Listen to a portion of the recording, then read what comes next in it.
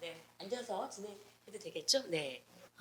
사실은 정의당을 사랑하는 대한민국 국민이 얼마나 될까요? 전 최소 5천만 명은 될 거라고 생각하는데, 네. 왜냐하면 우리가 정의 없이는 살 수 없기 때문에요. 그것이 어떤 정의이든. 그래서 사실은 또 저야말로 요즘에 학생들 하는 그 최애 당이 사실은 정의당입니다. 그런데 이제 또 최애 정당이 되었냐면 최근에 성평등이란 문제를 정말 어려운 환경 속에서도 이 성평등이라고 하는 대의, 정치적 올바름을 계속해서 가져오셨고요. 그래서 또 여러 가지 쓴맛도 보시고 또 이제 단맛도 보실 거예요. 그렇긴 한데 그렇지만 저는 이제 사회학자로서 제가 올해 이렇게 쭉 연구를 해보니까 우리가 집단 지성, 뭐 역사의 큰 흐름 이런 얘기 하지 않습니까? 그러니까 국민들이 뭐 우리가 민생이 중요하다, 생업이 중요하다 이런 얘기를 하시지만 사람들이 밥만 가지고 살 수는 없거든요. 내가 올바르게 살고 있나? 우리가 살고 있는 사회가 올바르게 돌아가고 있나? 이 고민은 항상 하고 계시고요. 그것이 위로 올라왔다가 또 수면에 가라앉았다가 이렇게 부침은 있을지언정 국민들이 정치에 기대하는 바는 정의로운 사회라는 것은 맞고요. 그렇기 때문에 정의로운 사회라는 것이 우리가 지향해야 될 사회는 맞는데 그럼 그 정의로운 사회가 뭐냐? 예, 이런 질문들을 계속해서 해 나가야 되는 거죠. 저는 뭐 우리가 살고 있는 사회를 인제 정의로운 사회 혹은 민주주의 사회 이렇게 얘기를 할 때 19세기의 민주주의, 20세기의 민주주의, 21세기의 민주주의가 다를 수밖에 없다고 생각해요. 왜냐하면 역사적으로 하나씩 그 과제를 실현해 가고 있기 때문에 물론 100%는 아닙니다만. 그런데 그렇다면 우리가 살고 있는 21세기의 사회에서 우리가 실현해 가야 할 민주주의는 무엇일까? 정의는 무엇일까? 이런 고민들을 하고 그리고 그것에 대한 답을 찾아서 국민들에게 내놓고 국민들이 선택할 수 있는 이 기회를 드려야 되는데 지금 뭐 오늘 우리가 볼 한국의 정치 또 세계의 정치는 오히려 거꾸로 가고 있다는 느낌을 받고 있는 거죠. 그래서 백래시가 되는 거죠. 뒤로 자꾸만 밀어내려고 하는 과거로 퇴행시키려고 하는 그런 압력이 너무 커지는 이 시기에 우리는 과연 어떻게 해야 될까? 그럼 어떤 사람들처럼 그래도 이렇게 사람들한테 표를 얻어야 되니까 눈치를 봐서 막 뒤로 갔다가 또 옆으로 갔다가 갈짓자로 우왕좌왕 할 것이냐? 아니면 그래도 긴 안목을 가지고 뚜벅뚜벅 앞으로 나아갈 것인가? 이것은 우리가 이제 선택해야 되는 것이죠. 어. 자, 오늘 제가 드리고자 하는 말씀은 백래쉬의 문제인데요. 사실은 백래쉬는 모든 민주주의 혹은 사회 진보적인 변화에 대한 퇴보를 가리킵니다. 페미니즘에 대한 것만은 아닙니다. 그런데 최근에 한국 사회에서 이제 페미니즘, 성평등 운동에 대한 반격이 너무나 심하고 이따도 말씀드리겠지만 이것이 전 세계적으로 한국을 지금 주목하고 있어요. 어떻게 저런 나라가 있나? 여자들이 저렇게 똑똑하고 학력도 높고 여성 운동도 저렇게 활발하고 심지어 이런 정의당도 있는데 어떻게 저렇게 페미니스트 운동이 저렇게 공격을 당하고 그 정부가 하루아침에 그냥 간판을 내리라고 하고 여성이 그냥 교과서에서 하루아침에 삭제되는 이런 일들이 어떻게 가능한가 세계가 주목하고 있습니다. 안타까운 일이죠. 그러나 사실은 이제 우리 여성의 힘으로 또 여러 많은 그 시민들의 힘으로 이런 상황을 이제 극복해 나갈 수 있을 거라고 생각하고요. 그래서 오늘 제가 선생님들하고 같이 생각해 보려고 하는 질문은 안티 페미니스트 백래쉬에 대한 것인데 이것은 굳이 페미니즘이나 성평등에 대한 반격만은 아니다. 백래쉬는 한꺼번에 같이 와요. 안티 페미니스트 백래시 계급에 대한 뭐 계급 평등 그러니까 어떤 불평등 문제, 경제적인 평등을 지향하는 문제, 또 정치적인 민주주의 문제, 또 뭐 학벌이나 지역에 대한 불평등 이것을 해결하려고 하는 사회 운동에 대한 백래시가 같이 몰아쳐서 온다. 성소수자 또 외국인 뭐 노동자, 이민자에 대한 백래시가 같이 몰아쳐서 오거든요. 그런데 한국 사회에서 최근에 우리가 경험하고 있는 건 그 핵심에 안티 페미니스트 백래시가 있다. 안티 페미니스트 백래시를 제대로 이해하지 못하면 우리는 다른 복합적인 그런 백래시를 이해할 수 없고 풀어갈 수 없을 것이다. 오늘 제가 여러분들께 말씀드리는 안티 페미니스트 백래시와 그것에 대한 해법 우리가 충분히 고민한다면 사실 같이 얽혀 있는 아주 중층적이고 복합적인 백래시에 대한 그것을 어떻게 풀어가고 어떻게 대응해서 그것을 어떻게 넘어설지에 대한 해답을 그 실마리를 우리가 찾을 수도 있을 것이다. 이런 말씀을 드리겠습니다. 너무 처음부터 약속이 크네요. 그래서 오늘 이제 같이 생각해 볼 질문들입니다. 백래시가 도대체 무엇인지, 그리고 안티페미니스트 백래시는 도대체 언제부터 우리를 이렇게 괴롭혀 왔는지, 그리고 우리나라만이 아니고 미국도 지금 다시 트럼프가 대통령이 되네 만에 이러고 있죠. 그리고 그렇다면 21세기 우리 한국 사회에서 이 안티페미니스트 백래시에 어떻게 대응할 것인가, 이런 질문을 가지고 오늘 말씀을 드리려고 합니다. 제가 사실 이 책을 쓴 이유는 몇 가지가 있습니다. 백래시란 말은 우리나라에서 2000년대 들어와서 유행을 하게 되었는데요. 그것을 한국에서 이 단어를 처음 이렇게 한국에 도입해서 확대시킨, 사용한 사람들은 이제 페미니스트들입니다. 잘 아시다시피 1991년에 미국의 저널리스트죠. 페미니스트 저널리스트인 수잔 팔로디가 정말 그 20대 후반의 나이에 여러분 아시다시피 제2 물결 페미니즘이라는 1960년대 70년대에서 엄청난 전 세계적으로 거대한 어떤 그 시민 운동과 그리고 인종차별 철폐 운동과 또 페미니즘이 같이 커다란 역사를 써나갔던 그 시기가 있었고, 1980년대 여러분 아시다시피 미국의 로널드 레이건, 영국의 대처, 이런 보수주의 정치인들이 등장하면서 신자유주의 이런 것도 이제 확대되고, 거기서 이제 백래시가 굉장히 이제 가속화되었거든요. 바로 그 상황을 읽고 1991년에 이제 팔로디가 백래시라는 책을 썼습니다. 무지무지하게 두껍고 아마 여러분들 다 많이 보셨을 거예요. 그런데 너무 힘드신 분은 고생 안 하셔도 됩니다. 제 책은 굉장히 얇기 때문에. 네, 물론 압축적입니다만. 그리고 나서 91년에 썼는데요. 그리고 나서 이제 미국에서 잠깐 있었고, 제가 그때 대학원 다닐 때 이런 책이 있다더라 해서 잠깐 읽었는데, 21세기죠. 들어와서 이제 한국 사회에서 이거 뭐지? 하면서 팔로디 얘기가 본격적으로 소개가 됐어요. 그런데 이제 두 가지 질문을 제 후배들이 저에게 해왔습니다. 현장에서 활동하는 후배들이. 뭐냐면, 선생님, 백래시란 말을 이게 맞는 말이에요? 이게 어디서 근거를 잘 모르니까.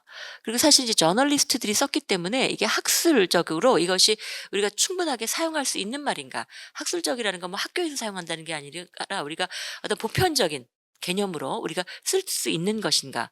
그런 어떤 그 이론적인 개념적인 정당성에 대한 질문이 하나 있었고, 두 번째 질문은 사실 백래시는 민주주의적인 어떤 변화, 사회 진보가 어느 정도 이제 이루어지고 나서 그것을 뒤로 돌리려고 하는 공격인데, 한국은 사실 최근에 여성의 입장에서 보면 뭐 촛불 이후에 그렇게 큰 변화가 없었습니다. 문재인 정부가 들어서서 사실은 뭐 여러 가지 평가를 할 수 있겠지만, 저희가 보기엔 그렇게 별로 뭐 청년들이 거리에 뛰어나가서 좀 이렇게 요구해서 얻은 몇 가지 법안을 제외하고는 제대로 된 성과가 별로 없다는 것이 많은 여성들의 평가인데요.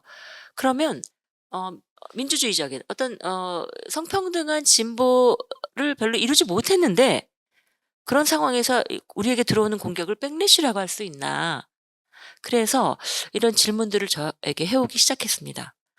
그런 질문에 대해서 또 하나는 보니까 여러 가지로 이제 그 여성들에 대한 공격들, 지금 2030 여성들은 본인이 "난 페미니스트야."라고 정체화하지 않다 하더라도 생각이 많이 바뀌었어요. "나는 누구에게 의존해서 살지 않을 거야. 나는 나의 생계는 내가 책임질 거야. 나는 끝까지 내가 내 밥벌이는 할 거야. 나는 의식적으로, 경제적으로, 정치적으로 독립적으로 살고 싶어." 이런 생각을 대부분이 한단 말입니다. 그게 페미니스트지 뭐 별거겠습니까? 자, 이 친구들이 그런데 너무 위축되는 거예요. "페미니즘 하면 너 페미야?" 이거 굉장히 이제 그 조롱하고 공격하는 말이 됐죠. 그래서 굉장히 저희 제자들 또 후배들이 너무 위축돼서 이렇게 눈치를 볼 수밖에 없는 거예요. 그래서 그러면서 '내가 지금 이 살고 있는 이 사회적 상황을 어떻게 해석해야 될까?' 그래서 우리의 이 삶의 곤란함을, 그리고 그 곤란함을 극복할 수 있는 해법을 찾을 수 있는 뭔가가, 한 스토리가 필요하겠다라고 해서 이제 공부를 시작했고, 짧지만 책을 하나 쓰게 되었습니다. 그래서 첫 번째 제가 드렸던 질문, 백래시란 말이 맞는가? 그럼 백래시가 무엇인가 한번 보도록 하죠. 백래시는 아까 말씀드린 것처럼 바로 그것입니다. 최근의 사회적 변화에 대한 강력한 부정적 반작용입니다. 특히 사회적 변화 중에서 어떤 민주적이고 진보적인 방향의 변화를 뒤로 이 과거로 돌리려고 하는 그런 반작용, 반동, 반격이라고 해석하시면 되겠습니다. 그런데 사실은 이 백래시가 굉장히 그 거대한 어떤 공격으로 굉장히 신박한 그 좀 무거운 공격으로 우리에게 이렇게 다가오는 이유는 이 백래시가 굉장히 중요한 기제를 사용하고 있는데, 그 기제라고 하는 거는 감정입니다. 굉장히 중요한 감정적인 기제를 사용해서 사람들을 압박하는 것이죠. 그러니까 우리가 이성적으로 뭐 이렇게 살아야 됩니다 하면 네네 그리고 가서 돌아서지만, 어떤 감정을 가지고 몰아세우면 굉장히 힘들어지죠. 벗어나기 어렵습니다. 그리고 사람이 선동당하기도 쉽고 선동하기도 쉽습니다.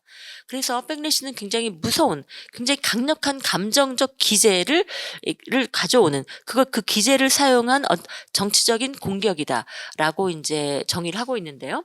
그래서 그 백래시를 다른 말로 절망의 정치라고 부르는 학자들도 있습니다. 절망이라고 하는 감정을 동원해서 이제 사람들을 흥분시킨다는 것이죠. 뭐 간단하게 이제 정의를 해보면, 노골적인 힘의 행사, 폭력이나 위협, 이런 것도 굉장히 이제 직접적인 노골적인 폭력이고요. 또 운동을 이렇게 분할시키는 분할 정복, 이런 아주 의도적이고 교묘한 전략도 있고요. 그 밖에 조롱하거나 낙인 찍거나, 이거 어떻게 해야 되지? 우리말 혼란스러운, 그죠? 이런 굉장히 부드럽지만 분명히 사람에게 공격하는 이런 부드러운 수준의 공격도 있고, 심지어는 침묵, 입을 다물게 하고 말하지 못하게 하는 것. 한국에서는 이 다양한 것들이 굉장히 다채롭게 나타납니다. 침묵시키는 것. "너 fem이야?"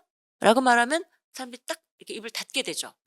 회사에서 뭐 열심히 해서 머리를 짧게 잘랐어요. 뭐 기분이 나빠서 화가 나서 "아이씨 월급 이거밖에 안 돼?" 머리 자를 수 있잖아요.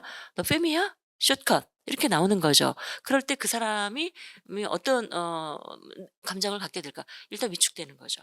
그래서 입을 다물게 만드는, 한국 사회는 지금 침묵시키는 그런 압력이 무지무지하게 강하게 인제 지속되고 있는데요.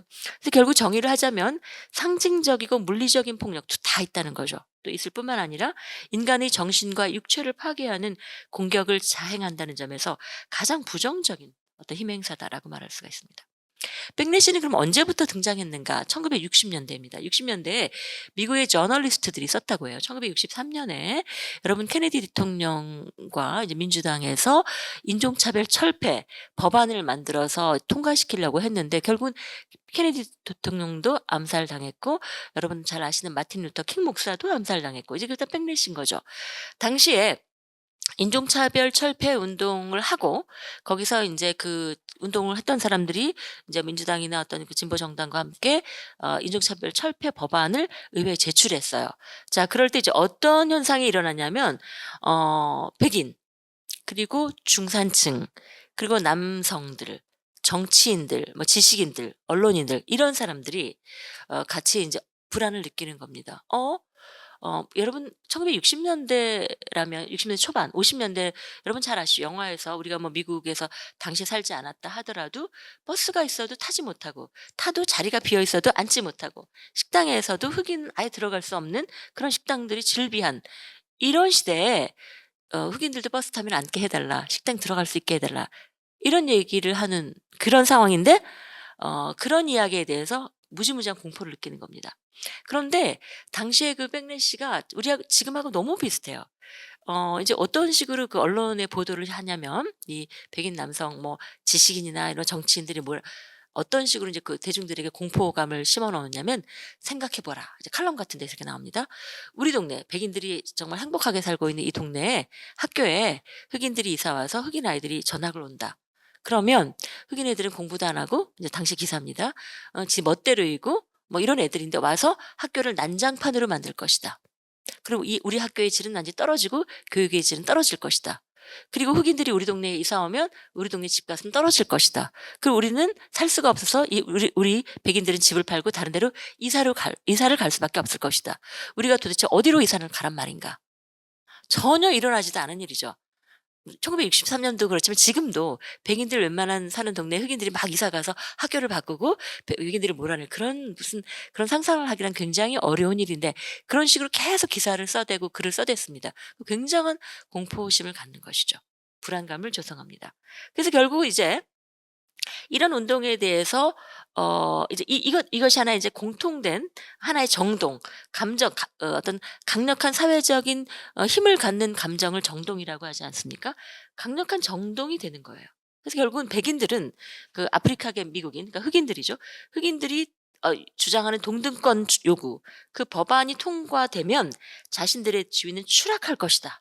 이런 굉장히 어떤 피해자로서의 감정을 갖게 되는 겁니다. 전혀 아직은 아무것도 이루어지지 그래서 결국 이것이 백인들을 결집시킵니다. 집단적인 분노, 피해자, 우리가 오히려 역차별받고 있다. 이런 감정적인 기제를 동원해서 백인들을 결집시키고 시민권 운동에 대한 반발을 하기 시작합니다. 그래서 백인들을 중심으로 일어났기 때문에 당시에 이것에 대해서 이제 그 기자들이 저널리스트 또는 비판적인 저널리스트들이 화이트 백래시다. 라고 얘기를 하고 있고 지금도 여러분이 보시는 것처럼 화이트 백래시는 계속되고 있죠. 안티페미니스트 백래시는 이런 겁니다. 사실은 이제 1991년에 팔로디가 그 책을 쓰고 한 30년은 그냥 넘어갔어요. 그리고 제가 전 세계에 나온 책을 다 찾아봤는데 백래시에 대한 게 별로 없었습니다. 그러다가 2010년 이후에 이제 조금씩 나오기 시작했고 제가 이 책을 쓰게 된 계기는 2019년에 미국에서 그 한 대학에서 전 세계의 그 페미니스트들이 모여서 "야 큰일 났다. 전 세계적으로 안티 페미니스트 백래시가 너무 심각해지고 있다. 이걸 우리가 뭐라고 이름을 붙여야 되지? 이거 백래시 맞아? 그리고 어떻게 대응해야 할까?" 이런 이제 토론을 하는 그런 몇 날 며칠 그 심포지엄을 했는데요. 거기에 팔로디도 왔더라고요. 그래서 그 토론을 하고 거기에 물론 이제 저는 있는지 몰랐고 한국인들은 못 갔는데 나중에 그것이 저널에 실렸습니다. 제가 그것을 나중에 보고 이제 여기 정리를 했는데요. 그 2019년 심포지움에 전세 뭐 라틴 아메리카, 아프리카, 뭐 유럽, 일본 뭐 이렇게 전 세계적인 학자들이 모여서 이제 도대체 안티 페미니스트 백래시가 뭐냐? 이게 왜 문제냐? 뭐 이런 정의를 해 나가는데 자, 안티 페미니스트 백래시는 이렇게 정의합니다. 너무너무 단순해요. 여성과 남성이 동등한 기회와 대우를 보장받아야 한다는 사상에 대한 명백한 또는 암묵적인 반대를 가리킨다. 여성과 남성은 동등해야 합니다. 혹시 이것에 대해서 반대하시는 분 있으신가요? 그죠? 너무나 당연한 이 주장에 대해서 암묵적인 혹은 명시적인 이제 반대를 백래시라고 볼 수 있고요. 아까 말씀드린 것처럼 백래시는 정확히든 아니든 여성들이 일정한 성취를 이뤘다는 그 자각에 의해서 촉발됩니다. 무슨 얘기냐면 이런 거예요. 실제로 여성들이 어떤 열심히 운동을 해서 뭐 제도나 문화나 이런 것에서 어떤 변화가 있을 수 있습니다. 일정한 성취가 있었어요. 그래서 그 성취에 대해서 그것을 못마땅하게 여기는 사람들이 "안 되겠어. 뒤로 돌려." 라고 해서 백래시가 일어나지만 실제로 분명히 아직 성취가 가시화되지 않을 수도 있고요. 이렇게 놔두다간 여성 운동 이렇게 놔두다간 젠더 정치 이렇게 놔두다간 '이거 얘네들이 정말 머리 꼭대기같이 올라오겠어?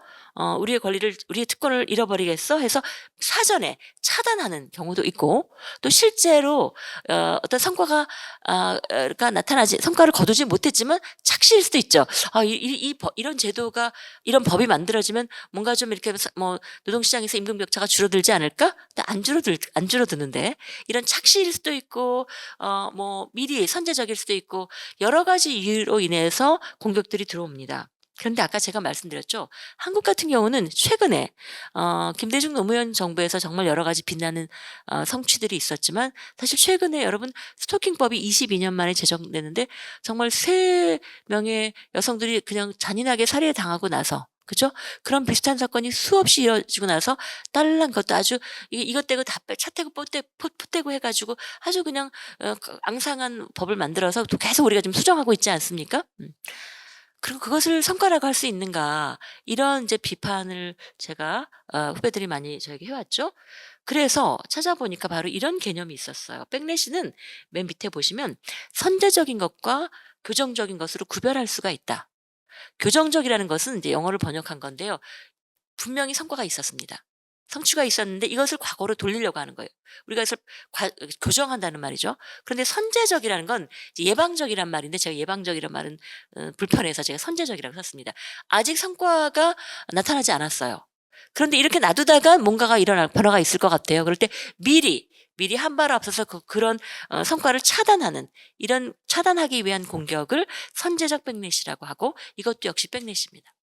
예를 들어서 미국이나 유럽 같은 경우에는 교정적인 백래시가 상당히 많은 비중을 차지한다면, 특히 남미 같은 경우에는 선제적인, 아직 성과를 거두지도 못했는데 백래시 공격을 당하는 그런 것들이 있고, 한국에 최근에 지금 우리가 겪고 있는 것은 많은 부분이 선제적인 백래시라고 할 수가 있는 것이죠. 여성 혐오라는 말을 우리가 많이 쓰는데, 사실 저는 여성 혐오, 또 여성 차별, 또 백래시는 좀 다르게 구별을 해야 된다고 생각해요. 왜냐하면 모든 것을 다 여성 혐오라고 하면 저 사람들 맨날 다 여성 혐오야? 그래서 우리가 주장하는 바가 설득력을 갖기 어렵거든요. 그래서 여성 혐오와 백래시는 조금 구별할 필요가 있는데, 물론 여성 혐오적인 토양에서 백래시가 이제 기승을 부리는 거죠. 여성 혐오라 하면 굉장히 오래된 역사죠. 가부장적 규범이 나타난 그 시점, 그리고 그것이 효력을 갖고 통제를 해온 그 사회에서 여성이 가부장적인 법이나 질서, 그것들을 위반했을 때 적대적인 상황에 직면하게 되는 그런 사회적 환경을 이제 여성 혐오라고 한다면, 그러니까 말하자면 가부장적 사회가 뭐 수천 년, 최소한 5-6천 년 전이라고 저희는 추적하고 있는데, 그때부터 여성 뭔가 비하하고 깎아내리고 이렇게 굴욕적으로 이렇게 하는, 차별하는 그런 어떤 의식, 아주 의식과 무의식에 걸려 있는 문화적 코드라고 하겠죠. 이것이 여성 혐오라고 하면, 백내시는 그보다 훨씬 더 직접적인 공격의 유형을 띠고 올라왔다 내려갔다 올라왔다 내려갔다 순환적입니다. 그 안티페미니스트 백내시의 역사를 보기 전에 굉장히 중요한 말씀 하나 드리고 싶습니다. 어 아까 백래시, 특히 안티페미니스트 백래시는 중요한 감정적 기제를 가지고 있는데, 그것의 핵심은 절망이다, 이런 말씀을 드렸죠. 그런데 제가 책에서 르상띠망이라는 이제 개념을 얘기했는데, 이것은 제가 처음에 한 건 아니고요. 우리나라에서도 뭐 손희정 선생님이나 이현재 선생님이 이제 책에 많이 제시를 하셨어요. 그런데 이제 서구에서는 철학자면 니체 뭐 이런 사람들이 했다고 하는데, 이런 겁니다. 일단 제가 읽어보고 설명을 한번 해드릴게요. 욕망하는 것의 가치를 인정하는 대신에 그 가치를 전도하면서 형성된 일종의 허위의식으로서 타인과 자신을 비교하고 자신의 열등함에 분노하는 시기심을 토대로 한다. 이게 무슨 말이냐면 이렇습니다. 두 집단이 있어요. 두 집단이 있는데 분명히 이제 격차가 있어요. 과거에는 한 집단은 굉장히 좋은 조건에서 일정하게 특권을 가지고 있고, 다른 집단은 그렇지 못했습니다. 백인과 흑인일 수도 있고, 우리 원주민과 이민자일 수도 있고, 또는 남성과 여성일 수도 있습니다. 아무튼 수직적인 관계, 불평등 관계에 있는 두 집단이 있었는데, 어떤 한 집단이 그 약자인 집단이 여러 가지 사회 운동을 통해서, 민주주의 운동을 통해서 조금씩 그 격차를 줄여오기 시작했어요. 그럴 때 기존의 특권을 가진 그 집단은 어떤 감정을 갖냐면, 아까 그 1960년대 백인하고 똑같이 이러다간 얘네들이 우리를 이제 따라오기 시작하고 우리를 추격하다 보면 이제 우리는 갈 데가 없어지고 우리 머리 꼭대기 올라갈 거고 우리를 추월할 것이고 우리는 피해자가 될 거야라고 하는 그런 이제 상상을 갖기 하게 됩니다. 자, 그러면 거기서 어떤 감정이 생기냐면 분노가 생겨요. 근데 사실은 어떤 사회 집단이 우리가 살기가 힘들어, 우리가 뭐 차별받고 있어, 뭐 우린 사회적 약자야, 이런 의미에서 분노를 느낀다는 건, 그건 민주주의 발전의 저는 씨앗이라고, 동력이라고 생각해요. 그 분노가 왜 그런 분노가 나타나는지, 그걸 어떻게 해소하면 될지, 그래서 또 약자들의 분노를 사회 제도로 구현해 가는 것이 민주주의고 진보 아니겠습니까? 근데 이것은 기존에 상대적으로 어떤 특권을 가진 집단들이 자신들의 특권적인 지위를 이제 상실해 나가면서 느끼는 그 분노인데, 그 분노는 어떤 거냐면, 그래서 내가 화가 나서 내가 원하는 바가 이런 것이고 이것을 사회적으로 실현해 줘가 아니라, 나보다 더 약한, 나는 나의 특권적 지위를 잃어간다고 생각하는 그 시점에 나보다 더 약한 약자들이 힘을 갖게 된다고, 그것을 목격하면서 그 약자들을 공격하고 짓밟는 거죠. 그러면 저 집단은 나보다는 약자였는데 우리보다 훨씬 더 권력이 없는 사회적 주변적인 사람들이었는데, 그 사람들이 뭔가 상황이 달라지는 것을 보고 불안하고 분노를 느꼈을 때 그 약자 집단을 공격합니다. 그럼 약자 집단은 어때요? 공격을 당하면 무너지겠죠. 계속해서 뭔가 요구하기 어렵습니다. 위축되고 무너지게 됩니다. 자, 그랬을 때 그 어떤 집단은 우리보다 약자였고 우리보다 종속적인 위치에 있었기 때문에 너희들은 우리보다 쉬운 말로 "너희들은 내 발 아래에 있어야 해."라고 밟는 거예요. 자 그럼 어떻게 되느냐? 단순한 분노가 아니라 그 분노를 자신보다 약한 약자인 집단에 투사하면서 공격하는 것이죠. 분노가 공격이 됩니다. 자 그런데 거기서 끝나는 것이 아니라 분노가 정상적인 사회 민주주의적인 요구로 수용돼서 사회 변화를 가져오는 것이 아니라 분노가 자기보다 더 약한 약자를 공격하는 공격의 수단이 돼 버려요. 자 두 번째는 그러면 실제로 아까 상대적으로 특권을 가진 집단은 어떤 변화가 있느냐? 하나도 나아지는 게 없어요. 자 쟤네들이 우리한테 기어오르려고 합니다. "쟤네를 밟아 주세요." "그래? 좋아. 쟤네를 밟을게." 사회적 약자를 밟는다고 해서 내가 나아지는 건 없어요. 그렇기 때문에 이 사람들은 이 집단은 늘 우울하고 피해자고 난 늘 피해자야. 그래서 그 서구학자들은 이런 집단들이 갖고 있는 그 정서적인 특징을 트라우마의 제국에 갇히게 된다. "트라우마의 제국에 갇혀 있다." 이런 얘기합니다. 트라우마에서 벗어나지 못해. 늘 난 피해자야.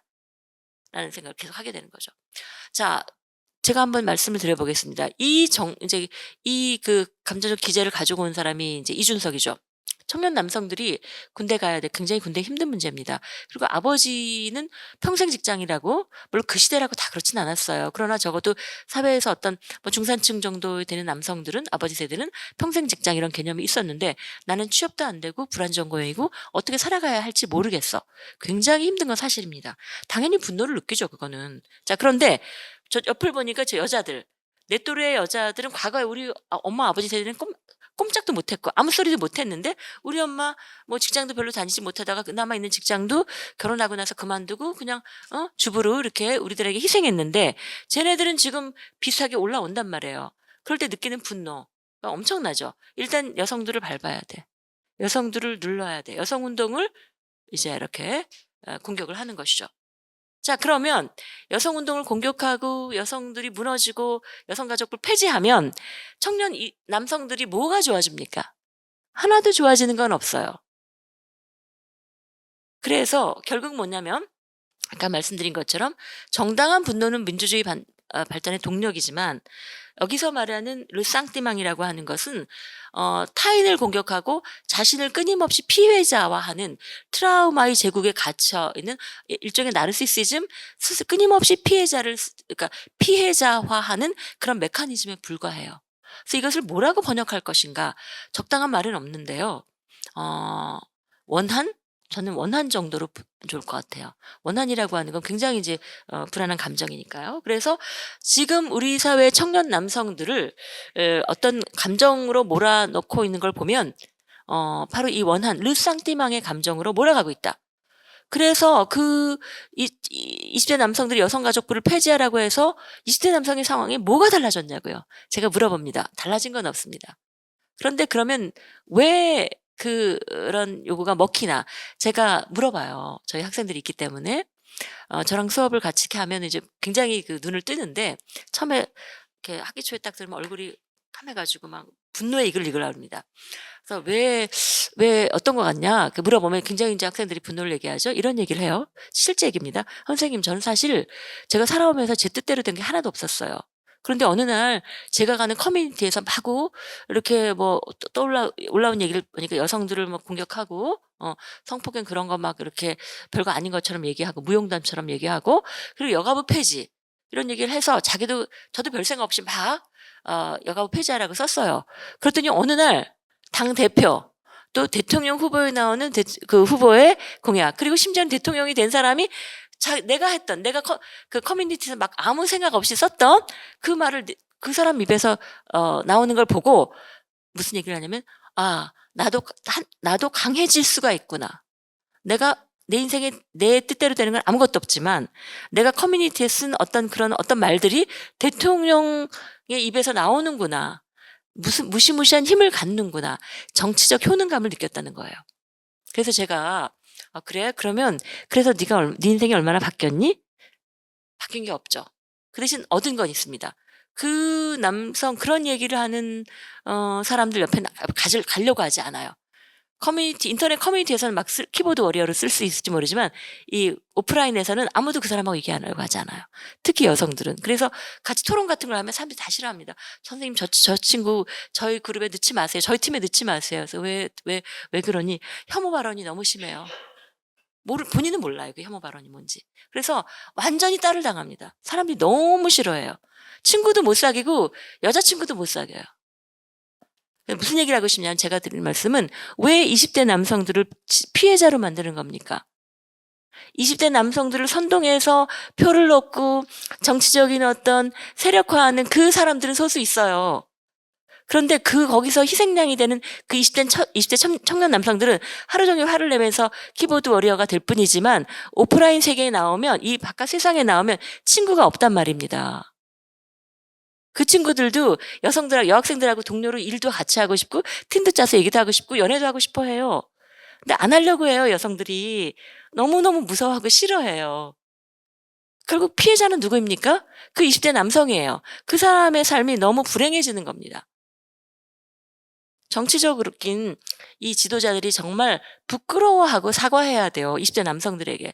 20대 남성들 지금 안 그래도 힘든데 그 힘든 삶을 더 불행하고 비참하게 만드는 것이 누구인가? 20대 여성이 아니라 그 사람들을 끊임없이 피해자화하고 있고 끊임없이 르쌍띠망 원한의 감정을 부추겨서 자기의 부표를 얻고 있는 바로 그 정치인들이에요. 부끄러워해야 합니다. 자, 그래서요. 이제 이것이 이제 르상띠망의 구조고요. 그래서 안티페미니스트 백래시의 역사를 좀 보겠습니다. 제가 이제 이 책에서 안티페미니스트 백래시 역사를 이렇게 썼더니 사람들이 두 가지 반응을 보입니다. 선생님, 어, 위로도 되고 좀 걱정도 됐어요. 왜냐하면 그러니까 걱정이 된 것부터 얘기하면 잠시 그냥 우리가 안티페미니스트 백래시는 잠시 요때 겪고 말겠지 했는데 언젠가는 보니까 여성 운동이 있었던 그 시점부터 계속 있었다는 거죠. 그럼 우린 계속 백래시에 직면해야 되는 건가? 물론 커지기도 하고 같이 살아갈 수밖에 없습니다. 그죠? 진보적인 어떤 운동이 있는 반드시 또 반작용이 있거든요. 그것을 같이 이제 가야 되는데 잘 이제 다스리면서 가야 되는 거죠.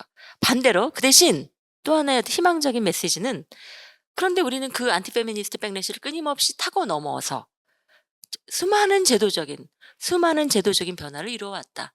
사회를 발전시키고 민주주의를 심화시키고 민주주의의 폭을 넓혀 왔다. 우리는 그 수많은 백래시의 파고를 넘으면서 여기까지 왔다는 것. 그렇기 때문에 우리가 지금 직면하고 있는 백래시도 얼마든지 넘어설 수 있을 것이다. 이런 말씀을 드립니다. 이 뒤를 보시면 이게 그림으로 이게 제일 편합니다. 우리가 보통 이제 근대 여성 운동, 페미니즘 운동을 이제 참정권 운동 아닙니까? 그래서 참정권 운동이 1단계 이제 19세기에 시작이 됐죠. 그래서 여러분 잘 아시다시피 참정권 운동이 여성 2표 이거 아니잖아요. 남성 1표 주니까 여성도 1표 줘. 이 얘기죠. 자, 이때부터 그다음에 아까 말씀드린 제2 물결 페미니즘 1960, 70년대 그리고 1990년대 어떤 그 성의 정치 또 제3세계 페미니즘이 있었고 지금 이제 우리가 미투나 그 온라인을 중심으로 하는 페미니즘 제4단계 이렇게 얘기하는데요. 여러분 여기 보시면 폭탄이 그때마다 터집니다. 이 폭탄이 바로 백넷인데 우리는 끊임없이 그 폭탄을 제거하면서 여기까지 왔다.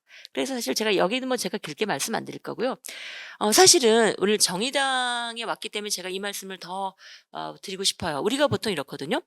민주주의자, 성별에 관계없이 민주주의자는 어, 어, 나는 민주주의를 지향해. 민주주의자야. 또 특히 진보적인 정치 성향을 가지고 있어.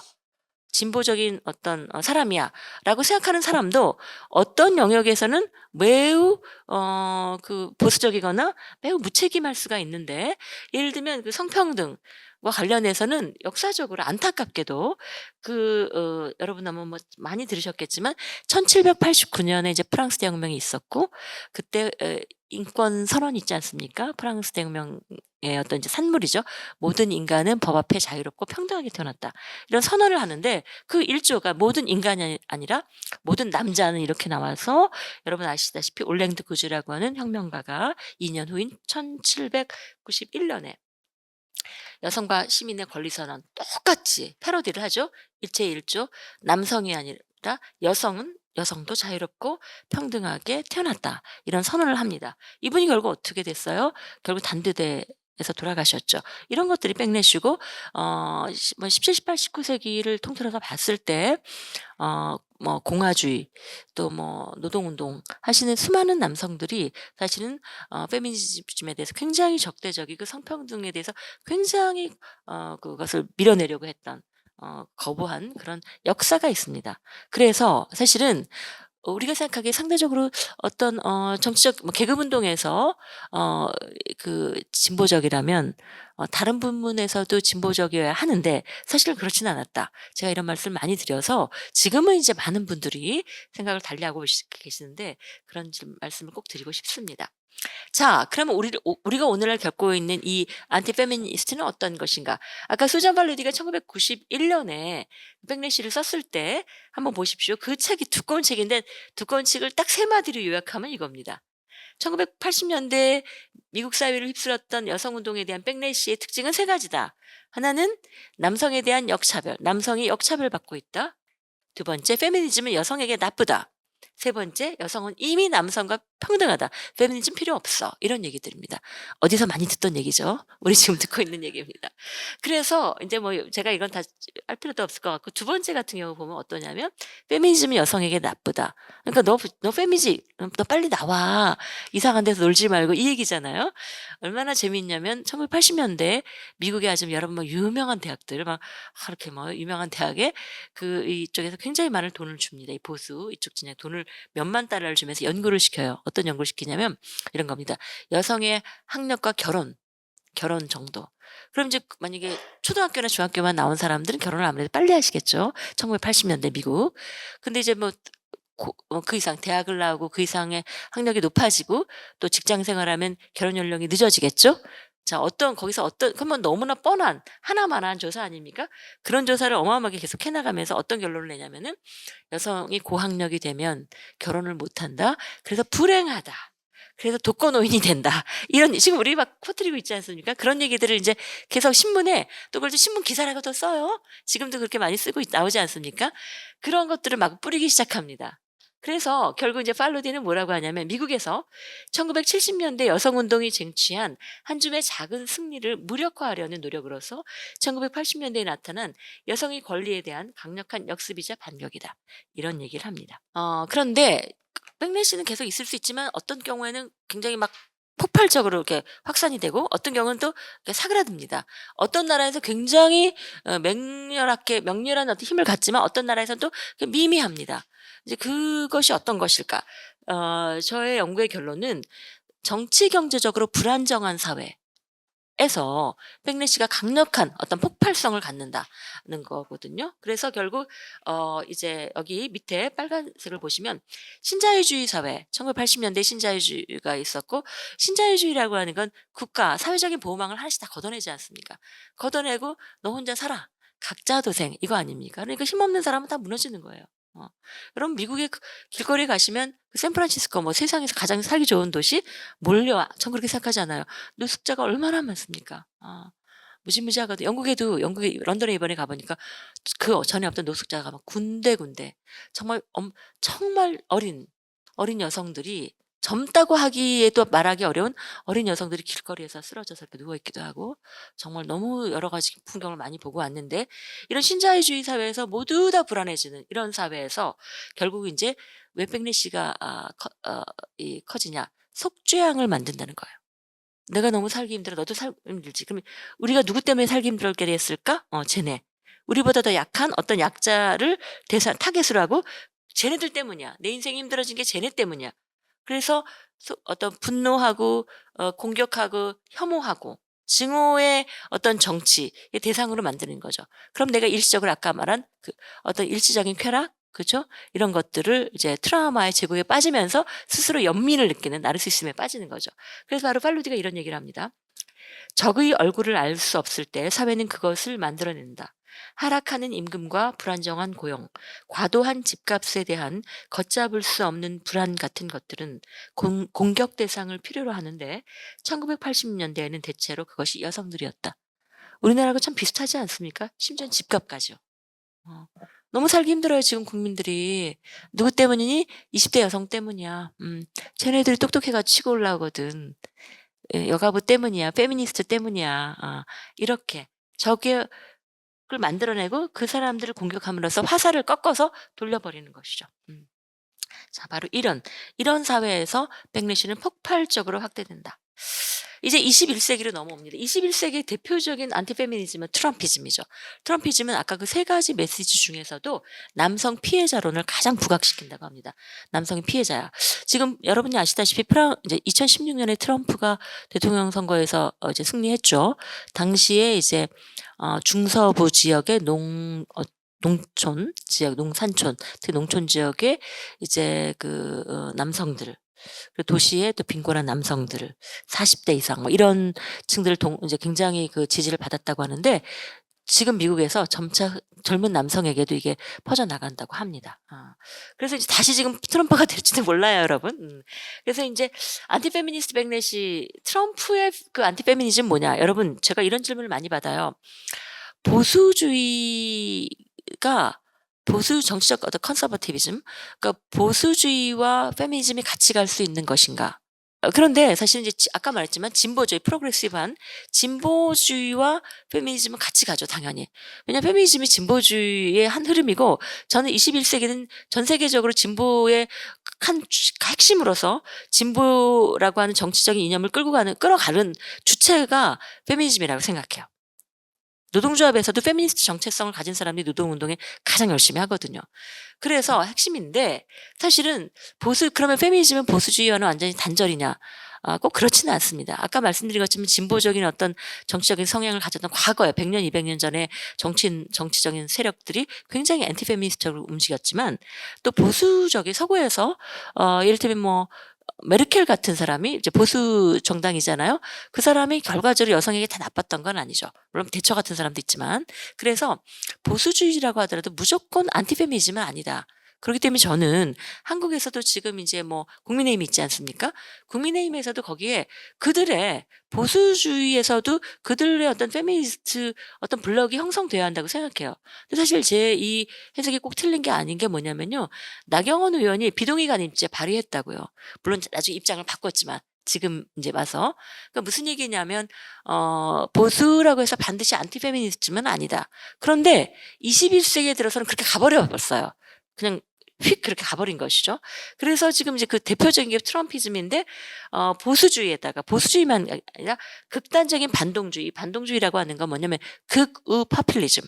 아주 극단적인 우향으로 가면서 매우 포퓰리즘적으로, 그걸 이제 그 반동주의라고 학자들은 표현하는데, 극우 포퓰리즘이 안티페미니즘하고 세 개가 결합하면 이제 무서운 이제 폭발성을 갖게 되고, 그것이 트럼피즘이 되는 겁니다. 그래서 우리가 페미니스트들이 모두 다 보수주의라고 비난하지는 않습니다. 보수주의에서 당신들이 할 몫은 있다. 그러나 여기 극우 포퓰리즘 이런 것들이 이제 안티페미니즘과 결합하면 아주 우리는 그것에 대해서는 절대로 타협해서는 안 되는 것이죠. 전 세계적으로 지금 어떤 상황인가를 좀 말씀드리겠습니다.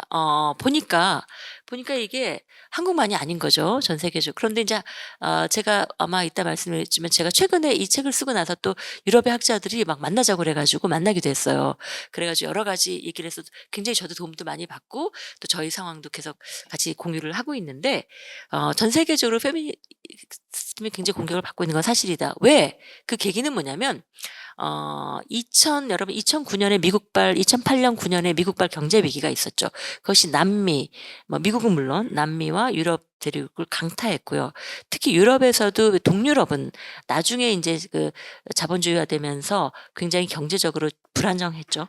거기서 이제 그나마 있던 좌파 정부가 무너지고 극우파 정부가 들어서면서 완전히 모든 걸 무너뜨리는 이제 그런 상황이 됐습니다. 그래서 아까 말씀드린 것처럼 사회 경제적으로 불안정한 그런 사회에서 정치적 우파, 극우 포퓰리스트들이 정권을 단순한 우파가 아니라 극우 포퓰리스트들이 정권을 잡으면서 이제 안티 페미니스트 백래시가 나타나는데요. 그런데 제가 오늘 말씀드리는 건, 그런 양상은 계속 나타나지만 어떤 나라는 그것에 대응해서 성공을 했고요. 어떤 나라는 실패했어요. 그래서 저는 이것을 제가 전 세계를 가서 할 수는 없기 때문에 제가 읽은 학자들의 연구를 다 뒤져서 어떤 이제 잠정적인 결론입니다. 성공한 사례를 먼저 말씀드릴게요. 미국 같은 경우는 2016년에 트럼프가 이제 언론의 95%뭐 99% 가까이가 다 이거 트럼프가 된다는 건 미국의 수치라고 생각했으니까. 근데 트럼프가 됐죠. 그래서 여러분 그때 CNN을 보시면 그날 완전히 그냥 미국의 여성들이 이렇게 땅에 대굴대굴 구르는 거예요. 어떻게 이럴 수가 있나. 저는 미국이 너무 빨리 페미니즘의 깃발을 내렸다고 생각합니다, 미국 정당들이. 그래서 아무튼 그다음에 2년 후에 2018 년에 지방 선거가 있었는데 그때 여성들이 어떤 운동을 했냐면 나갈 수 있는 모든 사람들이 선거를 나가야 된다. 그래서 지역 모든 할 수 있는 사람 다 나가라. 그래 가지고 대거 당선이 됐답니다. 경제 조치 자금도 지원하고. 그래서 2018 년에 성공이죠. 승리를 디딤돌 삼아서 2020 년에 그 인기 없는 바이든 씨가 약간의 차이로 근소한 차이로 대통령이 된 것이죠. 자 그래서 근데 사실은 인제 미국에서도 사실 페미니스트들은 어떠냐면 정치에 대해서 여기서는 제가 그 말씀을 길게 드릴 필요가 없는데 제가 요즘에 인제 이 백래시 정치 쓰고 나서 정말 많은 분들이 만나자고 해서 만나고 있는데 전에는 이랬어요. 제가 예를 들어서 막 이렇게 인제 저는 연구자 학자 아닙니까? 막 이렇게 하다가 제가 뭐 다음에 뭐 총선에 관심이 있는데요. 뭐 제 친구가 나가는데 좀 도와주세요." 이러면 저 사람 알고 보니까 정치에 관심이 있었어?"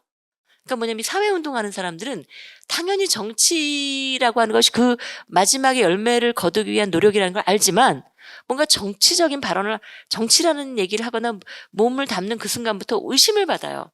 페미니스트들은 굉장히 도덕적으로 결벽주의가 있어요. 우리는 뭔가 정치적 올바름을 추구하고 굉장한 결벽주의가 있거든요. 우리 기득권자가 아니고 우리의 이익을 위해서가 아니다. 이런 게 굉장히 강해요. 약자를 위한 정치다. 이걸 굉장히 강조하는데 그런데 정치를 하자 그러면 저 사람 말이야 권력을 갖고 싶어 하는 거야? 과거에는 그런 있었습니다. 바로 그것이 이제 굉장한 딜레마였는데 저도 사실은 그래서 정치와 페미니스트는 좀 먼 게 낫다고 저는 생각하고 정말 훌륭한 분만 정치계에 들어가야 된다고 생각했어요. 근데 이번 이제 우리 윤석열 대통령이 그걸 깨준 거죠. 이준석이라는 사람과. 그래서 이제 다 정치에 들어가." 이렇게 얘기를 하고 있는데 그런 얘기를 할 필요도 없고 제가 만나면 정치에 대해서 좀 거리를 뒀었는데 이러면 "그러면 안 돼요." 사람들이 다 저보고 그래요. "선생님 무슨 말씀을 하냐."고. "정치가 중요하다."고. 그러니까 우리나라는 확실히 여성들의 의식이 깨어 있구나. 이 반대로 나간 나라가 일본입니다. 일본은 물론 일본의 그러니까 그 운동가나 학자들과 만나서 제가 이 문제를 가지고 토론한 적은 없고요. 아직 그런 시간을 갖지 못했는데 일본에 대해서 영어권에서 논문을 쓴 이제 그 학자들의 논문을 제가 다 봤거든요. 그 사람들의 결론입니다. 그 사람들은 뭐냐면 일본에서는 여러분 얼마 전에 돌아가신 아베 신조 이제 처음에 집권을 하면서 그러니까 수상이 2004년 5 년에 됐거든요. 그때 극우 이제 포퓰리즘을 의 핵심으로 안티페미니즘 전략을 씁니다. 그래서 그전에 일본에서 여러 가지 제도 그리고 국가 기구에 페미니스트 들어가서 이런저런 이제 변화를 가져오고 있었는데 다 내쫓고 위원회 다 없애고 싹 청산을 합니다. 그리고 예산 다 없애고. 그리고 우리가 그 교과서에서 일본군 위안부를 교과서 삭제했죠. 그리고 나니까 그때 인제 그럼 어떻게 할 거냐. 페미니스트 진영 안에서 이제 굉장히 논쟁이 있었는데 여러분 일본은 지금도 부부가 결혼하면 남편의 성을 바꾸잖아요. 이제 어떤 식으로 국민들을 협박하냐면 대표적인 이제 이 프로세스가 뭐냐면 산케이 신문 아시죠? 산케이 재벌이 아주 극우 파퓰리스트 재벌인데 저 알 수 없는 뭐 듣도 보도 못한 유튜버가 있어요. 그 사람들이 인제 연결되는 거죠. 그 사람들이 말도 안 되는 가짜 뉴스를 가지고 이렇게 합니다. 페미니스트들이 성교육을 하면 혹은 뭐 성평등 교육을 확대되면 여자들이 더 이상 남편의 성을 쓰지 않을 것이다. 그러면 이제 일본의 가족 제도는 다 망하고 남성들은 다 이혼을 당할 것이다. 가족은 해체될 것이다. 이런 얘기를 하고 페미니스트들이 성교육을 하면 인제 왜 프리 섹스 젠더 프리라는 말을 썼는데 프리 섹스로 인제 남녀 뭐 다 같이 인제 뭐 아무것도 없이 맘대로 초등학교 뭐 중학교부터 다 프리 섹스로 갈 것이다. 이런 이제 그것들을 유튜버들이 퍼뜨려요. 그러면 인제 거기서 그것을 끌어올려서 인제 조그만 지역 신문 같은 거 있습니다. 지방지에서 실어요. 그럼 산케이 신문에서 중앙지에서 그걸 실어요. 이런 것들이 대세다. 그럼 이제 방송국에서 딱 발표합니다. 그럼 그것이 공공 담론에 공식 담론장에 나와서 하나의 굉장히 중요한 흐름이 되는 거죠. 그런 식으로 이제 정치화 시켰는데 그것에 대해서 여성 운동이 '정치는 안 되겠다.' 그래서 선을 긋습니다. 긋고 우리는 그냥 생활 운동, 일상의 민주주의 뭐 민주주의라기보다 문화 일상의 생활 정치라는 거 아시죠? 문화운동 이런 쪽으로 지역사회 문화 일상의 어떤 그 페미니즘 이런 쪽으로 거기 이제 그 자신들을 제한시켰어요. 그래서 정치적인 영역에서의 어떤 반격을 하지 않았습니다. 그래서 일본은 지금도 미투도 사실 약하고요. 그렇게 갔죠. 독일. 저는 독일의 모델에 대해서 제가 어제도 국제 포럼이 있었는데 그 독일의 학자가 와서 발표하는 거 봤는데 그 남성 학자더라고요. 독일은 지금 자기네 엉망이라고. 그래서 여러분 독일을 모델로 하는 건 굉장히 위험합니다. 독일을 굉장히 긍정적으로 말하는 분들은 100% 페미니즘에 대한 100% 이해를 갖고 있다고 생각하지 않아요. 그러니까 상대적으로 독일이 노동운동이 잘 돼 있고 사회의 어떤 그 이렇게 복지나 이런 것이 잘 되어 있지만 페미니즘과 관련해서는 굉장히 보수적인 나라고. 근데 예를 들어서 이제 독일에서 여러분 여기 독일을 위한 대안이라는 그 AfD라고 하는데 그 독일을 위한 대안이라는 게 얘네들이 이제 굉장히 극우, 히틀러, 그 나치 이런 곳이에요. 당도 아니었는데 그룹이 모여서 계속 이제 그 독일 한 지역에서 계속 운동을 해 가지고 17년인가 지방선거에서 엄청난 표를 갖고 정당이 됐어요. 지역에서 이제 그 근거지로 해서. 그래서 여러분 CNN 틀어보시면 그 독일 얘기하면서 얘네들이 가서 인터뷰가 막 나옵니다. 굉장한 영향력을 갖게 되었다. 근데 독일에서는 왜 이렇게 영향력이 세졌냐? 인제 여러분 유럽은 이제 난민으로 굉장히 몸살을 앓고 있죠. 그러니까 난민에 대한 혐오가 있기 때문에 거기에 이제 그 페미니즘, 성차별주의, 섹시즘 이런 게 인제 되면서 난민 여성에 대해서 굉장히 이제 성폭력적인 성차별적이고 성폭력적인 그런 언사들이 난무합니다. 굉장히 보기가 불편하더라고요 저도. 그래서 그 이민자 여성의 취약성 이런 것에 대해서 제가 이번에도 가서 보고 정말 옆에서 실감을 하고 왔는데 그럼 그렇게 가는 겁니다. 그래서 독일도 지금 독일 여성 운동을 한다고 하지만 그렇게 강하지 않아요. 동유럽은 말할 것도 없습니다. 브라질의 그 자렌버그가 이런 얘기 했는데 이런 얘기를 해요. 과거에 우리는 권리를 얻기 위해서 싸웠는데 지금 우리는 그것들을 빼앗기지 않기 위해 싸운다. 제가 뭐 남미는 여러분 아시죠? 종교 카톨릭. 여러분 전 세계 카톨릭 교단이 어마어마한 힘을 가지고 극우 보수 정치인들과 제가 그냥 유엔에서 나온 보고서를 인용하는 겁니다. 엄청난 자금 펀딩을 해서 조직적으로 키워요. 그래서 예를 들면 뭐 낙태권을 이제 요구하는 그런 이제 그 여성 정치인을 암살하거나 뭐 테러를 가한다든지 뭐 이런 식으로 굉장히 많이 이제 공격을 하는데 동유럽 살 때만 말씀드릴게요. 동유럽에 이제 제가 유엔 보고서입니다. 제가 가져온 거는 헝가리, 뭐 폴란드, 이제 크로아티아인데 제가 너무 기가 막힌 게 저는 그 교육 방송 EBS가 굉장히 좋은 이미지였는데 제가 최근에 정말 'EBS 큰일이다.' 그 몇몇 방송 제가 뭐 텔레비전을 많이 볼 시간이 없어서 많이 못 봅니다만 한두 개를 보고 이제 저희 그 후배 선생님들이 큰일이다." 저한테 얘기를 해 줘서 인제 잠깐씩 들어가서 봤는데 저출산 아이 낳으라고 난리잖아요. 제가 보기엔 저출산 위원회하고 뭐 어떤 그 인제 도우려고 하는데 뭐 그런 건 할 수 있어요. 왜냐면 국가가 뭐 하니까 교육 방송이니까 도울 수 있는데 문제는 왜곡된 정보를 전달하는 건 정말 문제인데 제가 듣기로는 얼마 전에 헝가리 사례를 다뤘다고 해요. 헝가리는 정말 가장 밟아서는 안 되는 아주 최악의 모델입니다.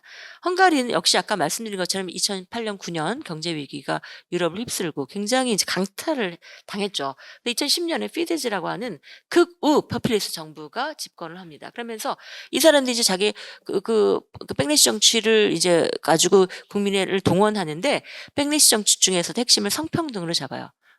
안티페미니즘으로 잡아야겠다. 그래 가지고 모든 법을 바꾸고 성인지 교육, 성평등에 대한 걸 우리는 이제 페미니즘을 공격하지 않습니까? 그 단어를.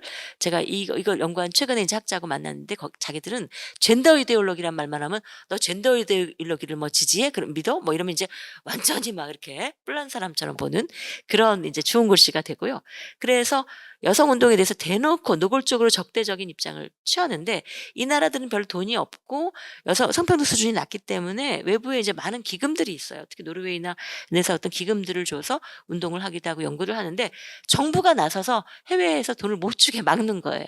자기네 예산은 삭감하는 건 말할 것도 없고 정부가 나서서 못 주게 하니까 이제 운동을 할 수가 없는 거죠. 그리고 이제 조직적으로 그나마 있어 사회노동부 안에 이렇게 이름은 있어요. 조그마한 있었어요. 성평등국이라는 게 있는데 그것도 더 줄여버리고 여성 정책이라는 것을 거의 없애고 그걸 이제 인적자원부로 집어넣어서 그 안에 가족과 인구 정책과 그 밑에 넣었다가 나중에 출산 장려 정책을 하는, 이렇게 가는 이제 우리가 생각하는 가장 나쁜 시나리오로 갑니다. 아 이것을, 근데 이제 헝가리가 이 관광 수입이 많잖아요. 그래서 이 현금 수당을 어마어마하게 풀어서 출산율은 높아졌다는 거예요. 근데 이것이 갖고 이제 후유증은 뭐 저희들은 여러 가지 얘기하고 있는데, 어떻게 이것이 한국의 수준 높은 여성 이서 이 20대 30대 여성들이 얼마나 똑똑한데 이것을 현금 수당 얼마 준다고 넘어가겠습니까? 그것을 모범 사례라고 얘기하는 그 방송을 만든 사람들은 반성하셔야 됩니다. 네. 뭐 폴란드, 크로아티아 같은 나라는요, 상대적으로 성평등 운동의 수준이 높고 동유럽 국가에서도 가장 좀 그러니까 좀 이렇게 기구도 탄탄하고 일들도 해 왔어요. 그리고 저항도 상대적으로 액티비스트들이 적극적으로 저항을 해서 여기는 기구도 못 없애고 과거보다 규모는 축소되지만 유지되고 있습니다. 한국하고 비슷하다고 할까요? 어떻게 될까요? 네. 그래서 제가 오늘 이제 잊어버릴까 봐 이따 말씀을 드리는데, 그 아까 그래서 그 유럽의 그 안티페미니스트 백래시를 연구하는, 제 책에도 인용한 굉장히 훌륭한 그 데이비 페르노트라고 하는 사람하고 만나서 얘기했는데, 저희 상황을 어떻게 보면 부러워하더라고요. 왜 부러워하냐? 우리는 20대 30대 여성들이 정 적어도 뭐 물론 그 안에도 다 다르죠. "나는 그냥 뭐 이렇게 좀 능력 있는 남자 만나서 이렇게 편하게 살고 싶어." 뭐 이런 분들도 계시고, 그건 본인의 선택이니까. 다양한 어떤 층들이 있지만 적어도 정치적인 자기 목소리를 내고 있는 2030 여성들은 어 정치, 사회, 경제, 문화적으로 독립적인 주체들이에요. 그 길을 가겠다고 나선 사람들입니다. 그런데 그래서 이분들에 대해서 이제 공격을 마구 하고, 그분들에 대한 혐오의 감정을 끊임없이, 그 남성들의 혐오 감정을 부추기고 있는 것이 인제 이준석 같은 사람들인데, 그렇기 때문에 우리나라는 희망이 있다는 걸 제가 그 피터 노트 교수하고 얘기하면서 알았는데, 자기네는 제일 골치 아픈 게 2030 여성들이 돌아섰다는 거예요. 여러 가지. 그래서 2030 여성들이 2030 여성들을 공격한다는 거예요. 그러니까 답이 없는 거죠. 그리고 그 뭐 이제 그런 건 제 책에도 그 잠깐 그림을 냈는데, 뭐 시위에 나오면 그 젊은 여성들이 막 또 아이디어가 많으니까 막 여러 가지 막 현란한 방식으로 엔티 페미니스트 백래시 운동을 하고 있어요. 퍼포먼스를 하고 있습니다. 끔찍하죠. 그래서 중요한 것은, 물론 남성들의 이제 첫 번째는, 남성들이 제가 만난 젊은 남성들은 굉장히 그러니까 사회 정의에 대해서 굶주린 사람들이에요. 그래서 좀 민주당이 무슨 뭐 이상한 그 슬로건 냈다가 깨갱했잖아요. 그건 뭐가 잘못이냐면, 청년 남성들이 그런 이상한 혐오 정치에 선동되고 있다고 생각하는 거죠. 혐오 정치에 선동되고 싶어 하지 않은 남성들이 훨씬 많거든요.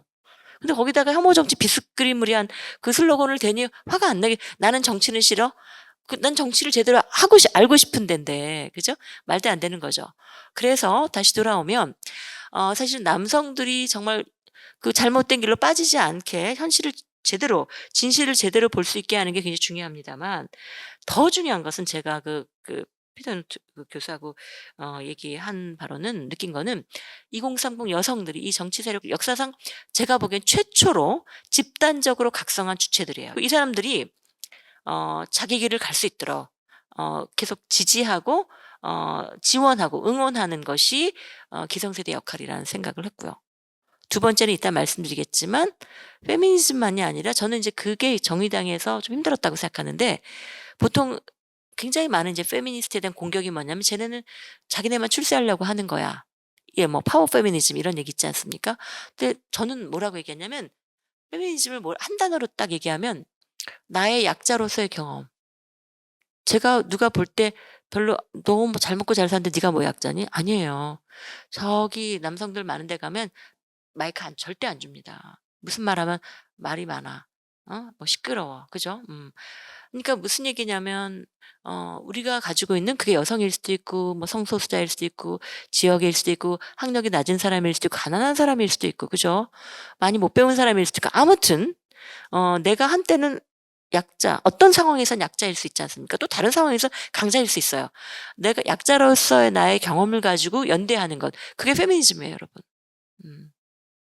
그러면 우리가 약자로서의 경험을, 지금 2030 여성들은 여성으로서 약자로서의 경험에 눈을 뜬 사람들이에요. 그런데 그것만이 아니라 그 친구들이 일터에 가면 가장 밑에 있는 그치 가장 지위가 낮은 노동자일 거고 그죠. 성적인 어떤 괴롭힘의 대상일 거고 또 가난한 가정의 출신일 거고 지방대를 나온 사람일 수도 있고 그쵸. 여러 가지 차별이나 불평등의 대상이 될 수 있단 말이에요. 그런 경험들 다 끌어내서 그걸 이제 우리가 교차적 페미니즘 이렇게 하지 않습니까? 그 중층적인 차별의 경험을 가지고 사람들을 묶어내는 것 그것이 정의당에서 해야 된다고 생각해요. 근데 성평등만 얘기하면 "아 그래 쟤네들 뭐 성평등만 갖고 무슨 해결이 돼." 이렇게 말한단 말이에요. 물론 그렇게만 하지 않으신 건 알아요. 그렇지만 밖에서 보기엔 이렇게 이게 그 중층적인 억압과 차별, 불평등의 어떤 그 기제가 잘 페미니즘이라고는 성평등이라는 하고는 그 핵심 축하고 잘 연결돼서 하나의 그림으로 보이지 않았거든요. 그러니까 성평등만 갖고 사람들이 동의 뭐 안 하는 거예요. 그리고 또 하나는 뭐 뒤에서 나오는 말씀이지만 나온 김에 한국 사회가 너무나 지금 양극화되고 있지 않습니까? 정말 저는 방송에서 보면 이렇게 저는 인스타그램을 뭐 그런 거 안 하는데 막 그런 데 보면 밖에 화려한 게 많다면서요. 학생들 너무 괴로워하는데 명품이 뭐 얼마짜리 어쩌고 저쩌고 근데 그게 외국에서 괜찮은 나라들에서 그런 얘기 함부로 안 하거든요. 근데 뭐 명품 뭐 얼마짜리 이런 얘기 끊임없이 언론에 방송에 나오고 이렇게 뭐 이렇게 나오지 않습니까? 그 명품은커녕 당장 끼니 내 이번 한 달 어떻게 살아야 하는 청년들이 너무 많아요. 근데 그런 양극화 그러니까 이제 그 부모를 원망할 수밖에 없는데 그런 경제적 불평등이 너무 심각해지고 양극화된 사회이다 보니 그리고 양극화로 가는 기제는 학벌일 수도 있고 지역일 수도 있고 여러 가지 이유가 있습니다. 아무튼 그런 것 여러 가지 요인으로 인해서 경제적인 불평등이 엄청나게 심각해지고 있는데 그런 상황에서 왜 그런 문제와 성불평등이라고 하는 걸 이렇게 효과적으로 연결시켜서 설명해 주지 못하고 있지 않나 이런 얘기들을 저한테 해오더라고요. 정의당이 그런 것 같다. 정의당이 그랬는지 모릅니다. 저는 그렇게 후배들한테 들었을 뿐이어서 전달해 드립니다. 그래서 앞으로 아까 제가 말씀드린 정의는 굉장히 포괄적인 정의일 텐데 젠더 정의를 포함해서 아무튼 그래서 지금 한국의 그 시민들이 겪고 있는 정말 너무 힘든 상황을 이렇게 풀어보면 계급의 불평등도 있고 뭐 지역, 학력이 뿐만 아니라 학벌도 고등학교만이 아니라 어느 학교 나왔니까 평생 신분이잖아요. 또 그 자기 출신, 자기 부모가 어디, 또 어디 살고 있니부터 뭐가 되는 거 아닙니까? 그런 여러 가지 불평등의 요인들이 얽히고 설켜서 물론 젠더라고는 정말 바꿀 수 없는 그런 요인, 아주 견고한 요인 이런 것들이 중첩돼서 불평등을 아주 심화시키고 있는데 이것들을 제대로 읽어주시는 것이 저는 정의당에서 해야 될 거라고 생각해요. 왜? 두 당은 파퓰리즘이에요. 제가 보기에는. 읽어주지 않고 있어요. 제대로. 문제의식은 있지만 말을 안 하죠. 이번에 김포 시 들어오는 거 보면 나오지 않습니까? 빤한 건데 근데 사실은 국민들은 그렇게 복잡하지 않아요. 상식적으로 생각하시면 돼요. 너무 무슨 인터넷에 나오는 요즘 그 정치를 망가뜨리고 있는 정치 평론가들이 유튜브에서 정말 이런저런 이해관계로 속이 다 보이는 말들을 언서를 이렇게 늘어놓고 있는데 그냥 제가 만나본 전 사역자니까 하루에 여러 사람을 택시를 타도 물어보고 길 가다 물어보는데 굉장히 국민은 상식적입니다. 상식적인 선에서 말씀하시면 돼요. 어. 여러분 너무 어렵게 생각하지 마십시오. 정의당이 원래 추구하는 그것 있지 않습니까? 그 말씀을 하세요. 두려워하지 마십시오. 처음에 소수인 것 같지만 마음속으로 너무 지금 그 두 거대 정당이 너무 정의에 대해서 얘기하지 않기 때문에 사람들이 우리 민생이 중요하다? 이게 어느 당 건지 모르겠는 거예요. 근데 민생은 늘 깔려 있는 거예요. 근데 지금은 정의도 중요하잖아요. 그렇잖아요. 근데 왜 정의 중요하다는 얘기는 안 하냐고요. 그래서 저한테 그런 얘기를 하십니다. 그래서 이제 그런 말씀들을 해 주시면 좋겠다. 뭐 여성 혐오 이 부분 너무 잘 아시기 때문에 제가 넘어가고요. 그래서 인제 결국은 제가 이런 얘기를 하십니다. 또 어떤 또 약간 어떤 진보적인 연세 많으신 어떤 또 그 학자분이 이런 얘기를 하더라고요.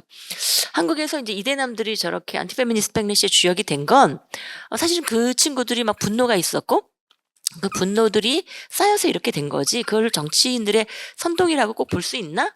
어떤 근거가 없이 그런 글을 쓰셨더라고요. 그래서 제가 '아 이분이 또 이렇게 일일이 설명을 해 드려야 되는구나.' 근데 그분이 그렇게 썼다는 건 그런 게 그렇게 생각하는 분들이 많지 않나요? 그러니까 자연스럽게 남성들의 분노가 결집됐고 이준석은 그것을 이렇게 물을 길어 올린 것이다라고 본단 말이에요. 근데 그렇지 않다는 거예요. 뭐냐? 제가 인제 여기서 몇 개만 비카인즈, 그러니까 그 우리나라 방송 그 신문 자료가 다 들어가 있는 거기서 돌려봤습니다. 소위 말해서 일베 그 여성 혐오 발언이 나오게 된 게 1999년 군복무자 가산점 제도가 헌재에서 위헌 판결을 받아서 인제 이렇게 사라지게 될 때 그때부터 분노가 나왔죠. 여러분들 이 즈음에서 또 한 가지 이 말씀 꼭 드리겠습니다. 제 책의 선문을 보신 분은 아실 텐데 지금도 군가산점 제도 어떻게 생각하시 이걸 설문지에 넣어요. 제가 뭐라 그러면 그렇게 넣는다면 자 지금 민주주의가 얼마나 엉망진창 아닙니까? 조선시대로 돌아가시는 건 어떻습니까? 봉건 시대로 가면 어때? 이런 질문 넣자고요. 독재는 어떻습니까? 무슨 얘기를 하고 싶냐면 군가산점제는 위헌 판결을 받아서 역사적으로 사라진 제도예요. 그걸 끊임없이 소환해서 이게 어떠냐고 끊임없이 소환하고 있어요. 굉장히 말이 안 되는 얘기죠. 그걸 누가 하는가? 물론 뭐 보수적인 사람들도 하지만 아까 말씀드린 EBS 같은 데서 그런 걸 해요. 청년들 앉혀 놓고. 그런데 그 위헌 판결을 나서 역사에 사라진 제도입니다. 그걸 왜 계속 붙들고 그렇게 내는 것입니까? 불러내는 것입니까? 그런 질문하시려면 자 조선 왕조 시대로 돌아가는 건 어떻습니까? 그 질문도 꼭 넣고 전두환 독재 시대 때 그죠? 뭐 삼저로 막 경제 성장 높았잖아요. 독재 시대로 돌아가는 건 어떻습니까? 그런 질문도 넣자고요. 그죠? 다 반민주적인 거예요. 다 반민주주의적인 것인데 왜 군 가산점제를 끊임없이 불러내는가? 이건 왜 그러냐면 그분들이 일부러 그런 건 아니고요. 그만큼 우리 사회가 남성 중심적이다. 성차별적인 사회다. 근데 모르고 살고 있을 뿐이에요.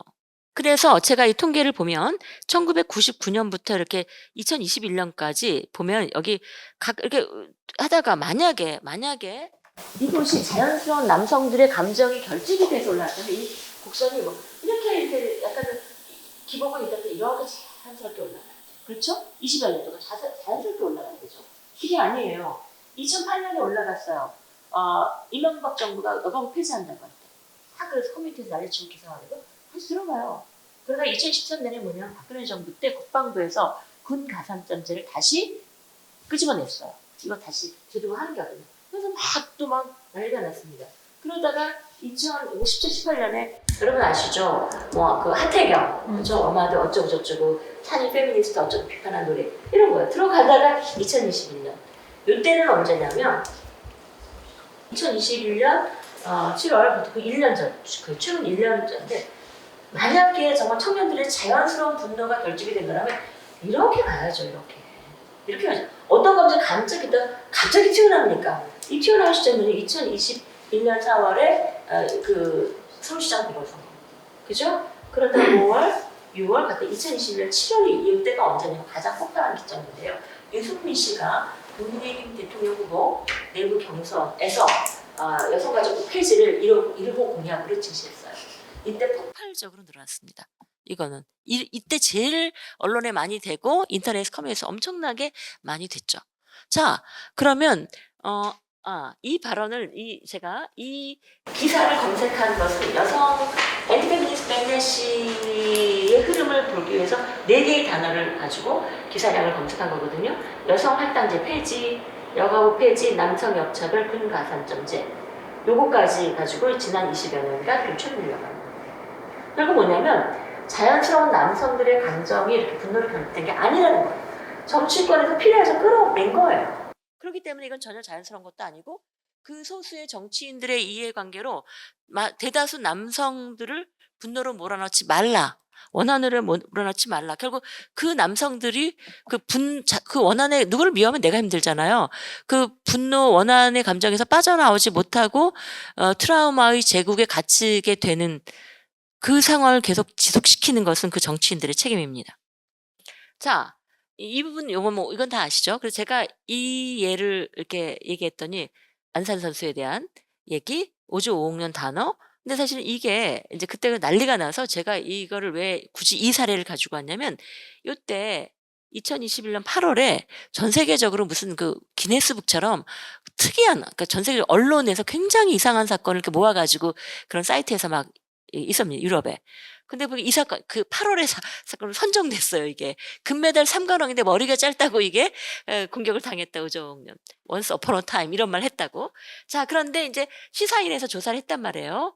굉장히 응답자 수가 많아요. 한 3,000 케이스가 넘는데 20대만 보면 5조 5억 년, 두 가지는 말도 안 되는 얘기고 5조 5억 년이라는 단어가 사실 혐오 발언이 아니거든요.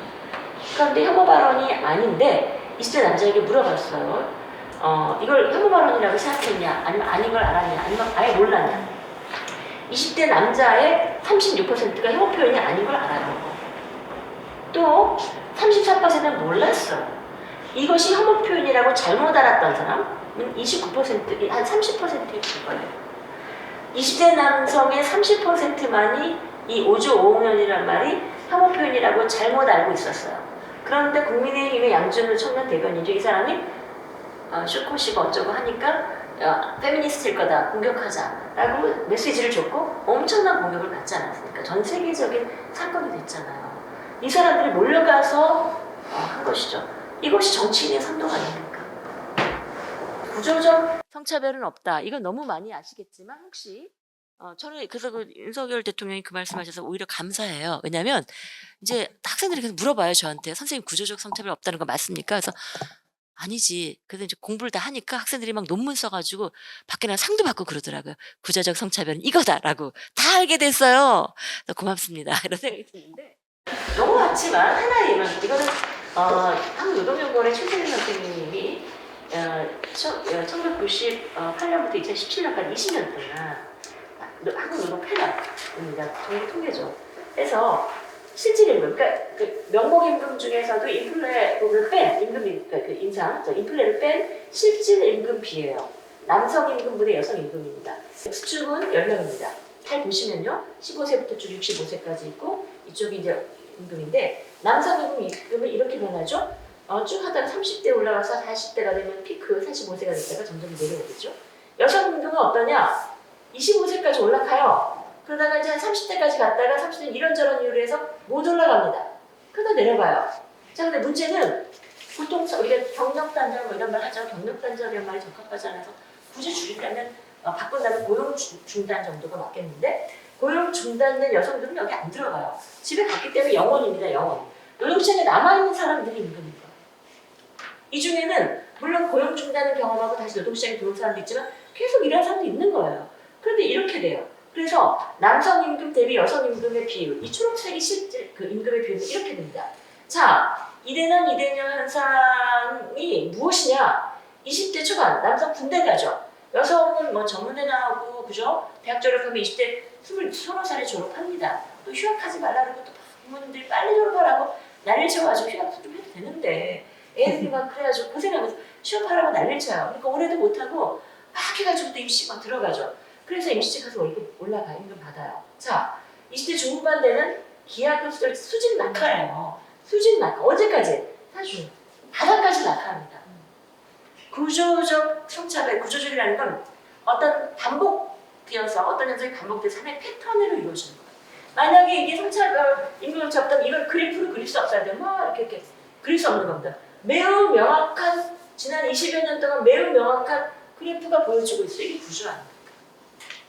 20대 초중반에 비슷해지는 현상을 두고 이대남은 그렇게 억울해하시지 않아도 돼요. 자, 한 가지만 더 보여드릴게요. 자, 이거는 별거 아닙니다. 고용률이에요. 그 노동시장에 나온 사람 경제활동 차별 중에 실업률을 뺀 거예요. 이거만 보시죠. 아주 제가 이 책을 너무 쉬운 걸만 썼습니다. 왜냐면 저는 복잡한 통계를 모르는 말이 아니니까 심지어 이렇게 단순한 통계를 갖고도 증명이 되는데 왜 국민의 청년들의 눈을 가리려고 하는가, 귀를 막으려고 하는가. 안타깝습니다. 자, 이게 뭐냐면요. 여러분 한번 봐주세요. 이 까만 동그라미는 20에서 29세 남자의 고용률입니다. 한번 보세요. 이렇게. 이것이 2000년부터 2021년입니다. 20년 동안. 분명히 20대 남성들의 고용률이 떨어지고는 있어요. 62%까지 갔으나 점점 평균이 나빠지니까 IMF 이후에 우리나라는 늘 경제가 안 좋았죠. 떨어지긴 했어요. 60%대로. 자, 그 다음에 한번 보십시다. 20대 여자를 봅시다. 20대 여자가 이 꼽혀입니다. 과거에 분명히 차이가 있었는데 이만큼의 점점 해서 그렇잖아요. 엄마들이 야, 결혼하지 말고 응? 열심히 해서 너도 직업을 가져야 돼. 돈을 벌어야지. 엄마처럼 되면 안 돼. 딸들이 너무 괴로워합니다. 그런 얘기들을. 그런데 난 엄마 좋은데. 그래서 올라갔어요. 그래서 20대가 돼 비슷해져요. 약간의 차이가 더 올라가 있고 내려가 있으면 큰 차이가 없습니다. 20대를 딱 보면 남성들 군대 가가지고 아무것도 못하고 뭐 시험 준비하느라고. 남성의 취업이 완료되는 것이 34세를 보거든요. 그래서 청년을 19세에서 34세로 잡습니다. 그것도 남성에 맞추는 거예요. 아무튼 한국은 참 남성이 그런데 약간의 이제 높아지는 경향이 있죠. 물론 고용의 질은 다릅니다. 임금 비교하면 또 여성이 낮아요. 자, 그러면 인생이 29살에 끝나는 게 아니거든요. 30대를 보겠습니다. 30대 남자를 보십시다. 어디 있어요? 여기 있어요. 지난 20년을 보시면 91.8에서 떨어지긴 합니다. 그러나 여전히 88%입니다. 저 위에요. 남성은 20대까지 힘들어요. 군대 갔다 오고 취업하고 30대부터는 괜찮아요. 물론 과거에 아버지 세대에 비해서 힘들지만 남성은 그렇습니다. 자, 30대 여성은 어디 있습니까? 30대 여기 있어요. 다이아몬드 여기입니다. 가장 낮았고 약간의 차이는 있으나 별 차이가 없이 20대 남성하고 비슷해요. 20대 남성, 20대 여성 59에서 60% 이 사이부터 몰려 있습니다. 60%는 있습니다. 88%에서 60을 빼면 얼마예요? 28% 정도 차이가 납니다. 30대 여성 여기 몰려 있어요. 자, 여성과 남성이 20대는 왔다 갔다 하지만 비슷하지만 30이 딱 되면 통계적인 겁니다. 2021년에도 그래요. 되면 여성은 여러 가지 이유로 인해서 노동시장이 바닥으로 떨어져 가고 남성은 계속 유지가 되는 거죠. 여기서 왜 화를 내야 되는 거예요? 화를 내야 되면 여성들이에요. 난 공부하려고 나도 죽어라 학원 다니고 고생했는데 왜 내가 30살부터는 저런 그래프를 봐야 되는가? 그래서 저하고 친한 남성 학자들은 한국 너무 이상하다는 거죠. 왜 한국 여자들은 화를 안 내는 거예요? 그래서 제가 하도 화를 내다가 우울증 보세요 라고 했는데 청년 자살률도요. 20대 남성의 자살률이 높습니다. 굉장히 그거 같이 고민해야 돼요. 군대 문제나. 그런데 자살 시도율 병원에 계신 의사선생님들 보면 자살 시도를 하다가 실패해서 병원에 실려오는 분들이 많거든요. 자살 시도율까지 하면 20대 여성이 훨씬 더 자, 대립시키려고 하는 게 아니라 같이 다 힘들다는 거죠. 그래서 저는 어떻게 봤냐면 남성의 위기인가 청년 남성들이 느끼는 불안과 공포는 사회경제적 변화가 가져온 결과의 하나고요. 이것은 청년 여성들도 공유하는 감정입니다. 차이가 있다면 남성들은 과거 세대와 비교해서 특권의 상실이라는 박탈감을 느끼는 데 비해서 여성은 잃어버릴 특권 자체가 없다는 점에서 상대적으로 홀가분할 뿐이에요. 잃어버릴 특권이 없어요. 그 차이입니다. 30대가 넘어가면 다시 어려워진다는 것. 이것을 20대 남성들은 억울하다. 이렇게 주장해서 남성들의 분노를 부추기는 것은 이건 속임수예요. 우리나라 청년 남성들이 그 속임수에 넘어가지 않으시기를 바랍니다. 자, 그래서 이제 제가 끝을 내야 될 시간이 왔어요. 자, 요 말씀만 좀 드릴게요. 정치 얘기를 하겠습니다. 형님 문화에서 너무 잘 아시죠? 그나마 정의당이 제가 보기에 정의당이 여기서 굉장히 많이 벗어났다는 걸 알고 있습니다. 근데 문제는 정의당이 너무 힘들게 가고 있어서 너무 마음이 아픕니다. 정의당이 잘 돼야 우리가 이거는 제가 어제 저녁에 다시 고민하면서 넣었습니다. 왜 정의당이 힘든가? 지금 여당, 야당, 국민의힘이나 또는 그 더불어민주당 둘 다 민주주의를 지향하죠. 우리나라는 대한민국 민주주의 공화국이니까요. 다 그들에게 민주주의도 있어요. 그런데 적어도 우리 사회에서 여성학자들이 보기에 공식적인 담론에서 그 민주주의라는 말 속에 그 의미 속에 성평등이 제대로 들어가 있지 못하다. 그러니까 이런 거예요. 민주주의는 여기 있고 성평등 요건 여성 문제는 따로 있는 거예요. 그러니까 여성 성평등 하자면 아니 왜 그런 협소한 그 주변적인 정의당은 왜 그런 걸 가지고 그래. 노동 문제, 계급 문제 얼마나 심각한데 그런 협소한 걸 가지고 그렇게 들어가니? 그런데 21세기 사회에서는 성평등이 민주주의의 핵심이에요. 제가 그것을 이제 보기 위해서 지난 한 50일 동안 독일도 잠깐 있었고 영국에도 좀 잠깐 갔었고 스웨덴에서 있었는데 다 똑같이 그렇게 합니다. 스웨덴 같은 경우는 남성들, 여성은 말할 거 다 남성들이 자기가 좀 괜찮은 남성이야. 내 고퀄 남성이야. 이런 걸 보여주려면 나 페미니스트야. 이걸 말하면 부끄러운 거야. 행동으로 보여줘야 돼. 행동으로. 그래서 스웨덴에서 가장 욕이 뭐냐면 당신 아직도 페미니스트가 아니에요? 이게 비난이라는 겁니다. 근데 가장 민주적인 사회잖아요. 여러 가지로. 자, 그래서 문제는 우리가 보기에 저희가 보기에 한국 민주주의에서 보수 정치건 진보 정치건 특히 거대 정당은 성평등에 대해서 관심도 없고 배제돼 있다. 최근에 지금 이제 어떤 발언이 나와 가지고 민주당에서 난리가 났는데 그것도 표를 의식한 것이 아닐까. 진심으로 그 당이 지향하는 더불어민주의 성평등이 제대로 들어가 있는지 묻고 싶어요.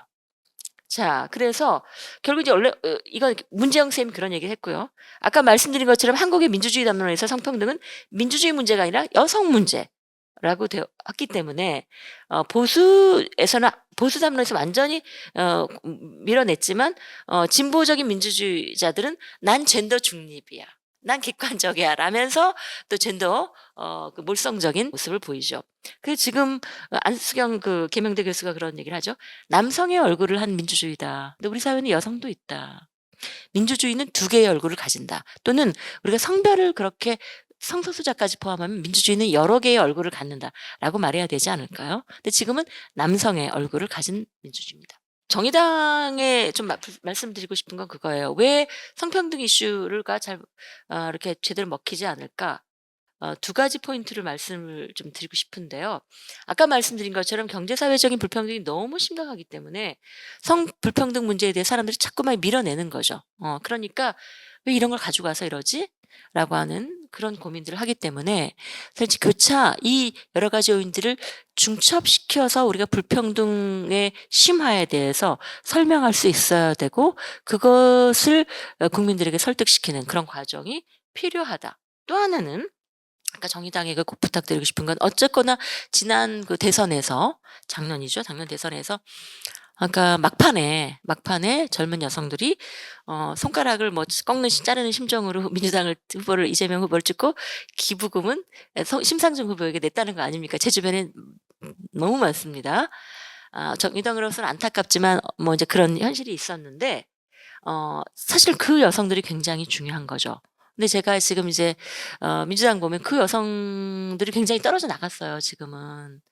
제가 이제 많이 걱정이 되는데 어쨌거나 또 민주당에 부탁드리고 싶은 건 민주당은 이 안에서도 안티 페미니스트 백래시가 있는 걸 알고 있습니다. 그렇지만 페미니즘과 또 민주주의 세력이 연대해서 그것에 대해 이렇게 저항하고 있는 걸 알고 있는데 정의당 그 페미니즘을 포함하는 민주주의의 가장 중요한 보루가 되어야 한다는 말씀을 드리고 싶고요.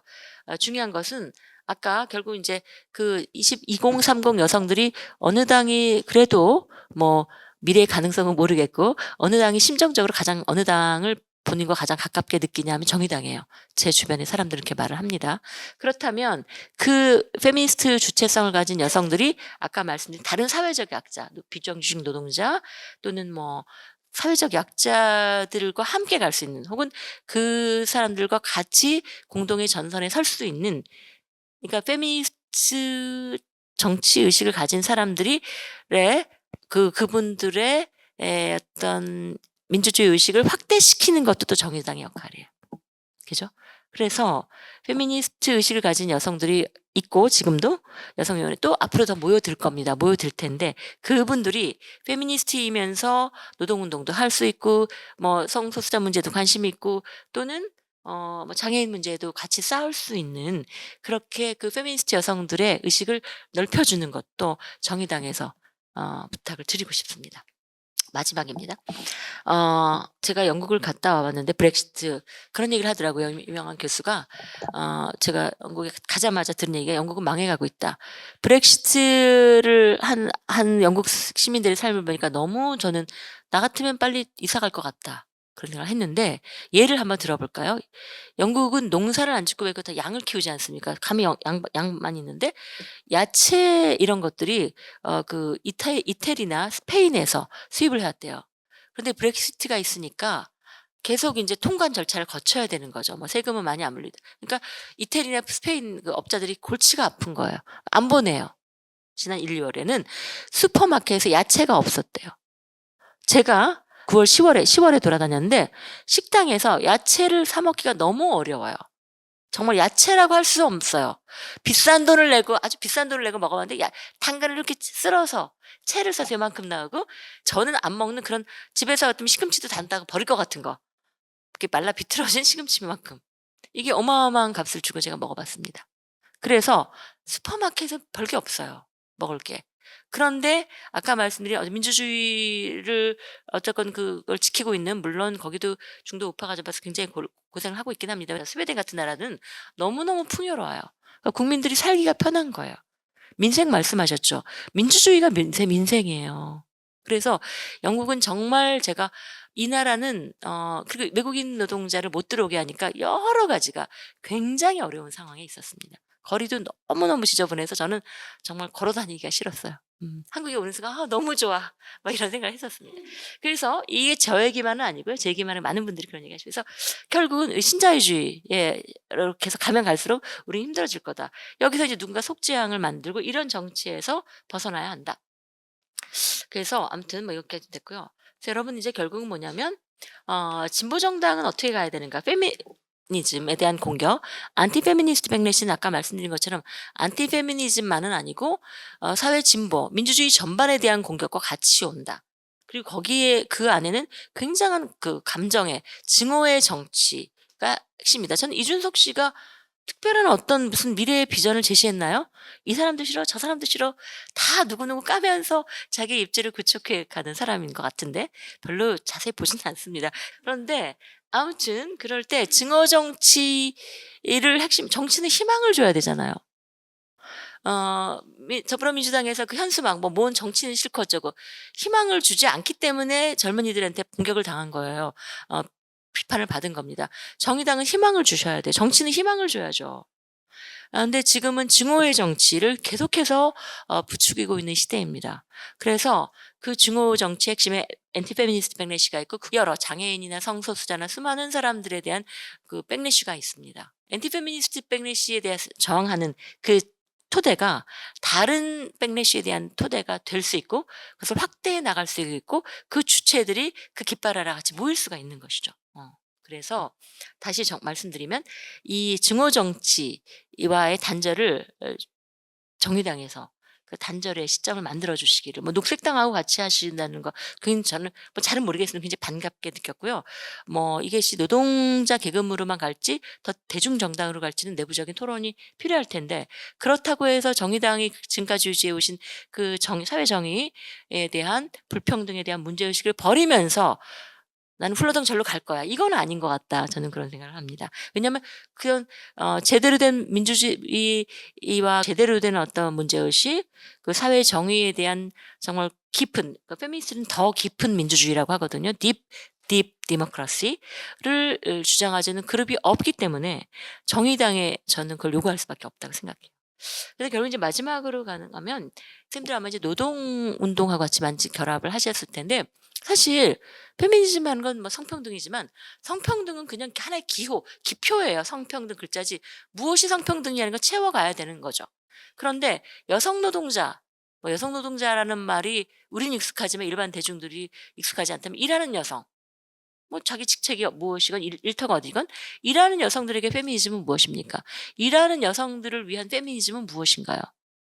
정의당은 그냥 성평등이 아니라 일하는 여성들을 위한 페미니즘에 대해서, 거기는 아이를 키우는 엄마도 있고 비혼 싱글이어서 계속 육아휴직 대체자 그런 분들도 계실 거고, 젊은 여성들이 그 성희롱을 당하면서도 쉽게 싸우지 못하는 여성들도 있을 거고, 뭐 여러 가지가 있겠죠. 그죠? 그 일하는 여성들의 페미니즘에 대해서 정의당이 얘기해 주신다면 우리가 갖고 있는 그 추상적인 성평등을 넘어서서 훨씬 더 깊게 들어갈 수 있지 않을까. 또 일반 그것을 전체 확대해서 뭐 일반 시민들이 갖고 있는, 분리되는 건 아닙니다만 일반 시민들에게 성평등이라는 게 뭘까? 페미니즘이 뭘까? 그냥 성평등 이러면 사람들 잘 몰라요. 구체적인 어 언어를 주셔야 합니다. 성평등 사회로 이런 말 가지 마시고 그냥 그 성평등의 내용을 찝어서 주셔야 합니다. 그렇다면 사람들의 마음을, 그러니까 참정권 운동이 성공하게 여성에게도 한 표를, 이거는 이렇게 가야 성공하는 거 아니겠습니까? 그래서 그렇게 가려면 선생님들께서 더 많이 고민하셔야 한다. 그리고 정당 정치에서 페미니즘은 어떻게 구축돼야 되나. 오늘 제가 가져오진 않았는데요. 시간이 없기 때문에. 제가 요즘에 외부에 이제 강의를 하고 있는, 나중에 아마 다른 또 시간이 되면 말씀드릴 텐데, 지금 21 세기 이제 사회과학계에서 가장 영향력이 있는 학자 중에 한 명이 도나 해러웨이라고 하는 이제 미국의 학자인데, 이분은 생물학자이면서 페미니스트예요. 그리고 사회과학을 하고, 그리고 철학을 하고, 그래서 이제 페미니즘의 지평을 완전히 넓힌, 그리고 과학기술 한 분이어서, 이분이 에코 페미니즘하고 이제 같이 연결해서 완전히 페미니즘의 그 지평을 넓히고, 소위 인류세, 인류가 시작했기 때문에 인류에 의해서, 인류로 인해서 인류 때문에 종말을 맞을 수밖에 없다는 게 인류세 아닙니까? 파국이 우리 때문이라는 거죠. 산업혁명으로 인한 지금 그 인류세를 어떻게 극복해 나갈 것인가. 그것을 페미니스트의 언어로, 연대의 어떤 의미로 이렇게 얘기하고 있는데, 이분이 전 세계 사회과학자 중에 뭐 정말 뭐 한두 명에 들어가죠. 지금 그 정도로 전 세계적으로는 페미니즘의 영향력이 어마어마하다는 겁니다. 한국에서만 우리가 이렇게 있는데, 아마 정의당에서 인제 그 녹색당하고 연대하고 하시면, 그래서 내년에 저희가 뭐 "해로웨이 한번 초대해 보자." 막 이런 얘기를 했는데, 아무튼 그 매우 또 그 동양적인 사고를 가지고 계신 분이고 해서, 정의당이 그런 의미에서 좀 자신감을 가지고 그것을 정치적인 언어로, 또 정말 민중의 언어로 그렇게 이렇게 다시 구현해 주셨으면 좋겠습니다.